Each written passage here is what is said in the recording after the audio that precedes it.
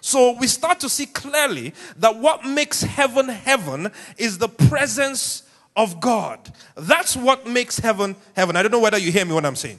I like to illustrate it this way. How many people, well, some of us watched a movie many years ago, Airforce One. Harrison Ford acted in that movie. Now in that movie, he's the president of the United States of America. And they introduced Air Force One, a big plane, awesome plane with all the best gadgetry ever that could be in any plane. This is the plane that the president of the United States travels in. In the course of the film, there's a terrorist attack, all sorts of things happen.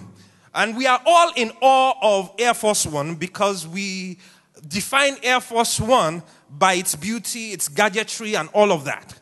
But somewhere close to the end of the movie, the president has to be evacuated out of Air Force One, the plane, and be transported into a small cargo plane to save his life. So now he's inside the small cargo plane, flying away, and the pilot of the small cargo plane is talking to the radio command and says, our signage has just changed. We are now Air Force One.